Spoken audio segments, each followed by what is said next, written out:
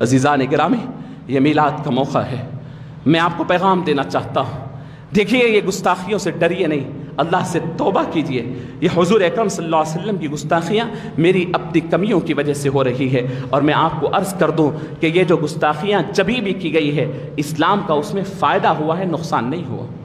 آپ کو حیرت ہوگی، آپ کو بتاتا ہوں فرانس کا جو واقعہ ہوا ہے گستاخی کا، خاکوں کا، اس سے پہلے کے 10-15 روز پہلے چلے جائے، وہاں پر اس سے بڑا واقعہ فرانس کے اندر ہوا، وہ یہ کہ فرانس کی ایک سوشل ایکٹیوسٹ ایک خاتون تھی، وہ خاتون مالے، ساؤتھ افریقہ کا ایک علاقہ ہے مالے، اس کے اندر جا کر کے اپنی سوشل ایکٹیویٹیز کر رہی تھی، وہاں مسلم اکثریتی علاقہ ہے، وہ لوگوں نے اس کو پکڑ کر کے قید کر لیا، اس لیے کہ فرانس میں اس میں کوئی دوستانہ تعلقات نہیں ہے، دوستانہ تعلقات نہیں ہونے کی وجہ سے اسے جاسوس سمجھ کر کے پکڑ لیا اور قید کر لیا۔ 4 سال سے مالے کے غریب مسلمانوں کے قید میں یہ خاتون رہی، سوشل ایکٹیوسٹ ہے، 70 سال سے زائد عمر اس کی ہے، اس کے جاتے وقت کی تصاویر بھی موجود ہے، اور وہاں پر قید تھی۔ فرانس کی حکومت کے لیے بہت بڑا چیلنج تھا کہ وہاں سے اسے زندہ اور سلامت واپس لائے۔ 4 سال کے بعد یہ اب کا موجودہ وزیر اعظم کوشش کرتا ہے، محنت کرتا ہے، اور اس کے لیے سفارتی تعلقات پیدا کرتا ہے، خط و کتابت کرتا ہے،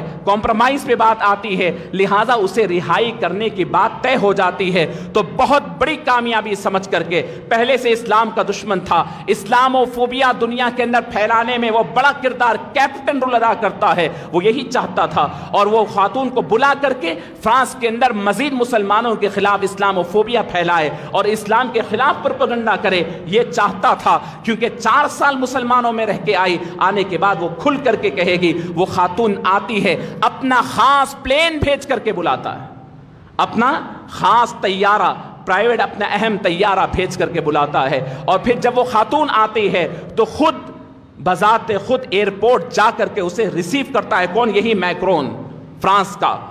جب وہ خاتون جا رہی تھی، سوشل میڈیا پہ اس کے تصاویر موجود ہے، بال بکھرے ہیں، کپڑے ویسٹرن کلچر کے لحاظ سے ہے، لیکن جب وہ خاتون پلین سے باہر آ رہی ہے، وزیر اعظم نیچے ٹھہرا ہوا ہے استقبال کے لیے کہ آؤ تمہیں لے کر کے پورے فرانس میں جلسے کروں گا اور مسلمانوں کے خلاف بات کروں گا۔ وہ خاتون آتی ہے تو ابھی بھی آپ سوشل میڈیا پہ سرچ کریں، وہ سر سے پاؤں تک مکمل کپڑے پہنے ہوئی، اس کے بال بھی ڈھکے ہوئے ہیں، اس کا سینہ بھی ڈھکا ہوا ہے، اس کے پاؤں بھی ڈھکے ہوئے ہیں، جھکتے ہوئے آتی ہے۔ 70 سال سے زائد عمر ہو گئی، وہ خاموش اپنے گھر جاتی ہے۔ اس کے بعد ایک لیٹر، اوپن لیٹر لکھتی ہے میکرون کو، وزیر اعظم کو، کہتی ہے کہ میں 4 سال مسلمانوں کے قید میں رہی، اس سے پہلے 70 سال تک میں نے فرانس کے ترقی یافتہ ملک میں رہی۔ وہ کہتی ہے کہ میں نے مانا کہ مالے کے اندر رہنے کے لیے گھر صحیح نہیں ہے، مٹی کے کمزور گھر ہے، مٹی کی سڑکیں ہیں، تمہاری طرح ایفل ٹاور نہیں ہے، لیکن میں ایفل ٹاور کے نیچے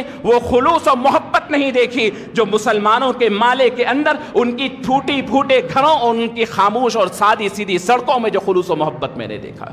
اس نے کہا کہ میں نے وہاں انسانیت دیکھی ہے، میں نے شرم و حیا ان کی آنکھوں میں دیکھی ہے، ان کے پاس محبت کو دیکھا ہے، خلوص کو دیکھا ہے، انہیں پتا ہے کہ میں ایک دوسرے مذہب کی ہوں، ایک دشمن ملک کی ہوں، لیکن ان میں سے ایک شخص بھی مجھے دشمن کی نگاہ سے نہیں دیکھا۔ 3 ٹائم کھانا دیتے تھے، عزت کے ساتھ دیکھتے تھے۔ ایسے دور کے اندر،